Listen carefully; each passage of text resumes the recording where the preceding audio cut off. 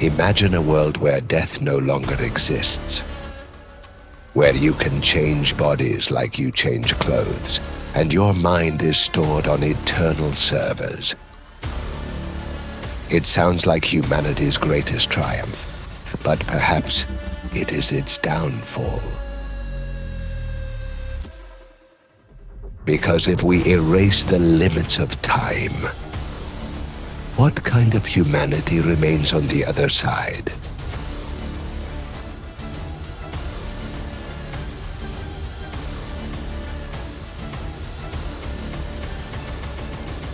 Subscribe for more trips to the future. It all began as a medical dream. For centuries, humanity fought against the inevitable. The deterioration of the body, disease, aging. Each advance in medicine extended life expectancy a little longer, but death was always there, at the end of the road. Until something changed.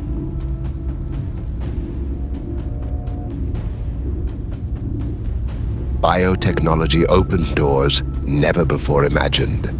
First came artificial organs capable of lasting a lifetime. Then, genetic therapies that repaired DNA as if it were a simple file. Later, the cloning of entire bodies ready to receive a new consciousness. The last step was the most radical, digitizing the mind, transferring it, storing it. The self converted into data what was initially presented as a medical breakthrough.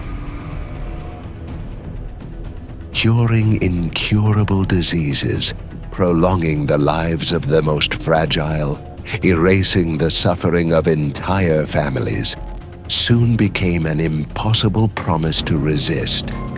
Immortality, not living longer, but living forever.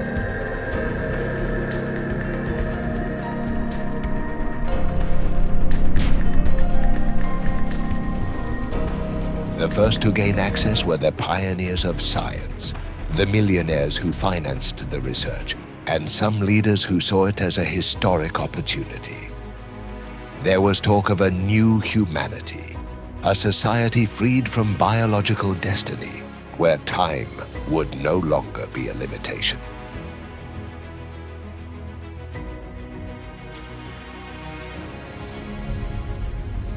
The news spread across the planet like wildfire.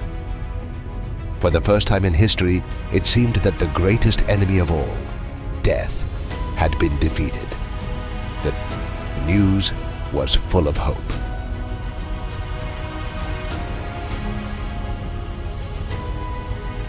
In the streets, people dreamed of being reunited with their loved ones forever. And in the laboratories, scientists celebrated what they described as the beginning of eternity. But behind that initial euphoria lay a much more complex reality.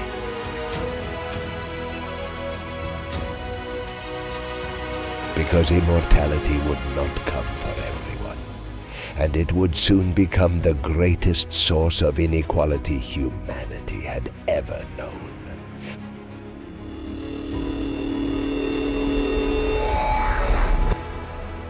Immortality did not come as a right, but as a luxury. Its price was so high that, in practice, only a tiny elite could afford it. Business people, politicians, tech moguls. Those who already controlled the world found a way to ensure not only power, but also infinite time to exercise it. Soon, humanity was divided into two. Mortals, who lived their lives in the same narrow strip as always, and the eternal, who could travel through centuries without aging a day. What initially presented itself as a medical breakthrough for all of humanity turned out to be the greatest inequality ever conceived. cities began to reflect this division. In the wealthiest areas, the so-called eternal districts emerged. They were closed places, shielded from the gaze of mortals. There, life passed in a perpetual present. The same people, the same faces, the same gestures repeated decade after decade. For those who lived outside, these districts were fortresses of privilege. For those who lived inside, they were bubbles where one could pretend that the rest of the world was not still dying. The contrast was brutal. In the hospitals of mortals, heart monitors continued to beep, ending in a straight line. In poor neighborhoods, people continued to bury their children, their parents, their friends. And yet, on the other side of town, there were people who no longer knew the concept of goodbye, who never attended a funeral, who could look in the mirror for centuries and always find the same reflection. The gap was not only biological, it also became political and economic. With each passing year, the Eternal Ones accumulated more knowledge, more experience, more networks of influence. They ruled, invested, led armies and corporations with the advantage of centuries of life. Compared to them, mortals seemed like children, forced to start from scratch with each generation. Over time, perceptions changed. The Eternal Ones were no longer seen as human. They were considered another species, untouchable, unreachable, alien to natural cycles. And worst of all, many of them began to think so too. Immortality had not only separated them from the rest, it had also convinced them that they deserved to be above.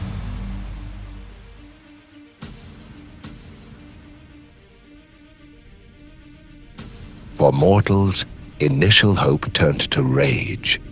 Immortality, once imagined as a collective triumph, became a constant humiliation. Living proof that justice, even in the face of time, remained impossible, that invisible crack grew wider. And with each passing day, the question everyone avoided asking became more obvious. How long would it take to become an unbridgeable chasm?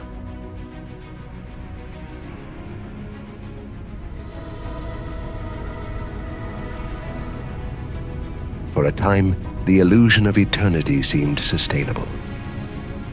But there was a problem that no one wanted to face. The population continued to grow. Every year, millions of new human beings were born. But the Eternal Ones never died. The planet began to become saturated. Water reserves dwindled, food became more expensive, cities overflowed.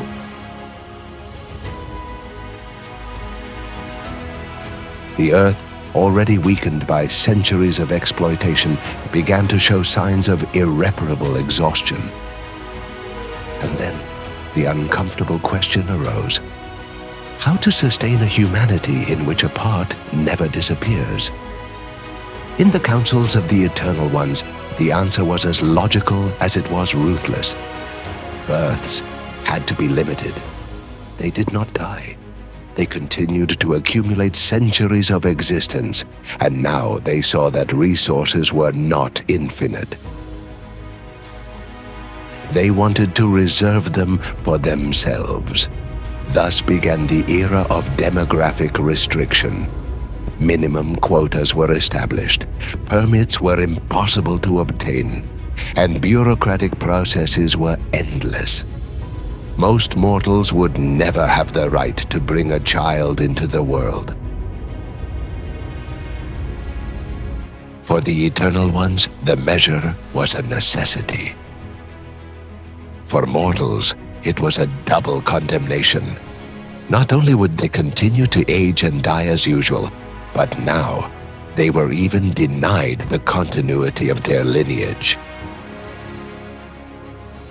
Entire families were condemned to extinction in a single generation.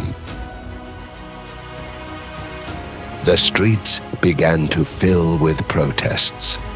Underground movements fought for the right to be born, to exist, to inherit a place in the world. But the Eternal Ones, entrenched in their power, were unwilling to yield. They ruled time, and with it, the fate of everyone else. Among all the problems that immortality had brought, another disturbing dilemma arose: identity. Was a person who had lived for centuries in different bodies still human? Was it the same consciousness, or just a copy of data that was repeated over and over again?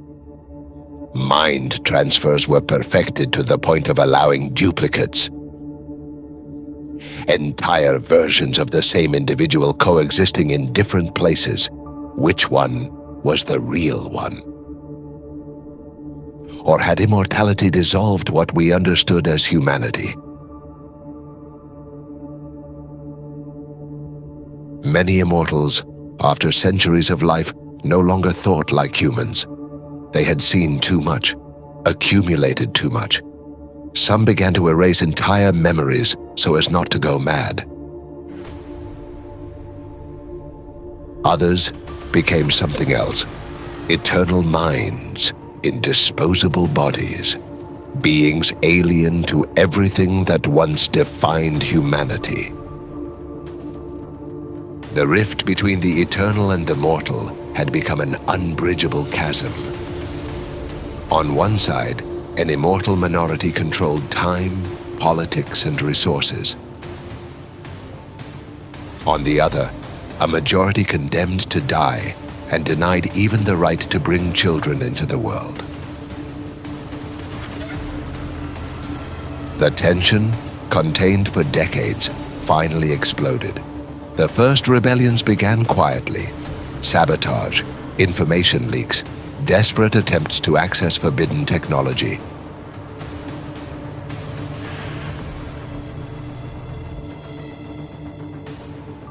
But soon, the resistance turned into open confrontation. In many cities, the mortal masses rose up against the closed districts of the Eternal Ones, trying to break down the walls that separated them. The world was divided into two irreconcilable realities. The Eternals, armed with centuries of knowledge and advanced technology, fought to preserve an order that guaranteed their dominance. The mortals, worn down but countless, fought for something simpler: the right to exist, to live and die in freedom. The images from that time were forever etched in our minds. Cities burning, laboratories looted, the Eternal persecuted by angry mobs, while on hidden servers, millions of digital consciousnesses waited without bodies, like specters of a broken future.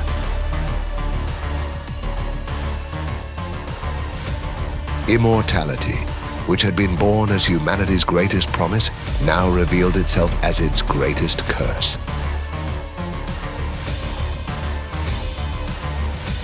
And amid that chaos, one truth became clear. It wasn't just a fight for life or death.